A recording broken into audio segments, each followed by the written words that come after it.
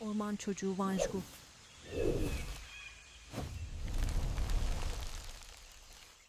Ormanın kalbinde güneşin ilk ışıklarının yemyeşil yaprakları delip geçtiği bir sabah zarif panter Duskar her zamanki gezintilerinden birini yapıyordu. Ancak bu sabah bir başkaydı. Ormanın alışıldık senfonisine karışan alışılmadık bir sesle kulakları dikildi. İnce, tiz bir ağlama, sesin kaynağına temkinli adımlarla yaklaştığında devasa ağaçların kökleri arasına bırakılmış bir sepetin içinde küçücük bir insan yavrusu bir bebek buldu. Duskar, bu savunmasız canlıyı ormanın tehlikeleriyle baş başa bırakamazdı. Bebeği nazikçe alıp doğrudan kurt sürüsünün lideri olan ana kurta götürdü. Ana kurt, bu insan yavrusunu gördüğünde içinde bir annelik şefkati uyandı. Onu kendi yavrularından ayırmadan sürünün bir parçası yapmaya karar verdi ve bu küçük orman çocuğuna Vanjgu adını verdi. Yıllar birbirini kovaladı. Vanjgu, kurt kardeşleriyle birlikte koşarak, ağaçlara tırmanarak ve ormanın kanunlarını öğrenerek büyüdü. Orman onun evi, hayvanlar ise ailesi olmuştu. Bu vahşi ve özgür hayatında son derece mutluydu. Ancak bu mutluluk, insan etine açlığıyla bilinen acımasız kaplan Tigra'nın, Vanjgu'nun varlığını öğrenip onun peşine düşmesiyle gölgelendi. Vanjgu'nun güvenliğinden endişe duyan Kurt Konseyi toplandı ve zor bir karar aldı. Vanjgu, ait olduğu yere, yani insanların yaşadığı köye geri dönmeliydi. Bu zorlu görevi onu ilk bulan Duskar üstlendi. Vanjgu, her ne kadar direse de Duskar ile birlikte istemeye yola koyuldu. Gün boyu süren yorucu bir yürüyüşün ardından geceyi geçirmek için yüksek bir ağacın dallarına tünediler.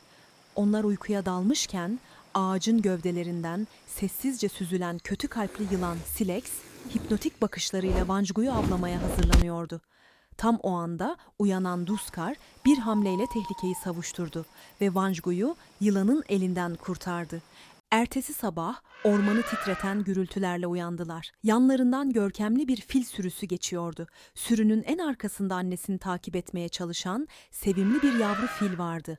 Vanjgu bu oyuna katılmak isteyerek fil sürüsünün peşine takıldı.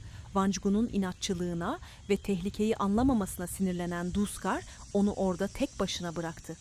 Yalnız kalan Vanjgu çok geçmeden neşeli ve tasasız bir ayı olan Brumo ile tanışıp arkadaş oldu.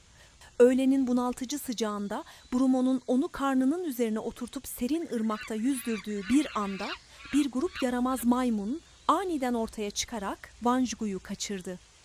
Maymunlar Vanjgu'yu ormanın derinliklerindeki antik ve yıkık bir tapınağa götürdüler. Bu sırada Vanjgu tapınakta kendini kral ilan eden orangutan Banzi ile tanışmıştı. Banzi'nin şaklabanlıkları Vanjgu'yu eğlendirmişti ve birlikte çılgınca maymun dansı yapmaya başlamışlardı.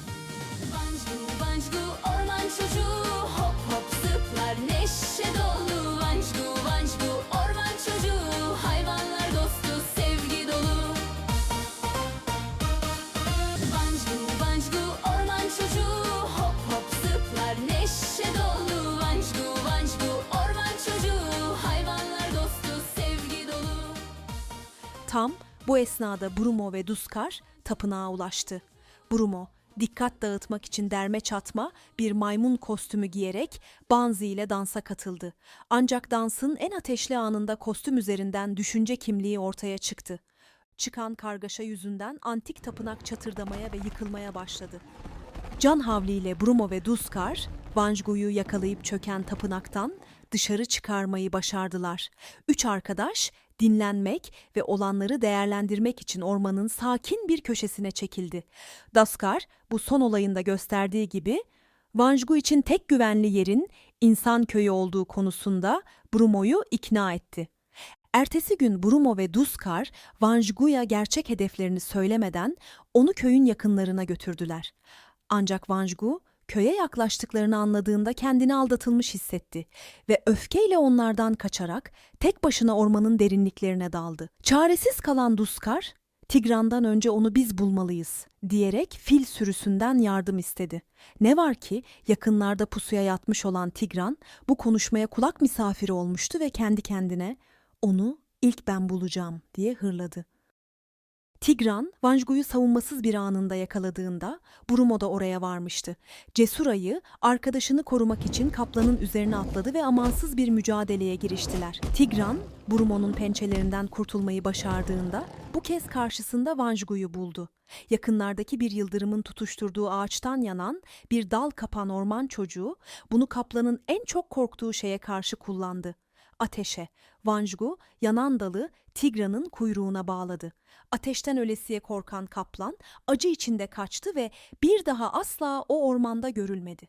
Tehlike geçtiğinde üç arkadaş birlikte insan köyünün kenarına geldiler.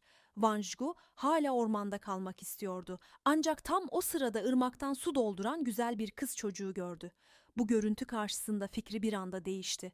Brumo ve Duskar, Vanjgu'nun yeni arkadaşıyla birlikte güven içinde köye girişini uzaktan izlediler. Görevlerini tamamlamanın hem hüzünlü hem de huzurlu hissiyle ait oldukları yere, evleri olan ormana doğru şarkılar söyleyip dans ederek geri döndüler. Neşe dolu Vanjgu, Vanjgu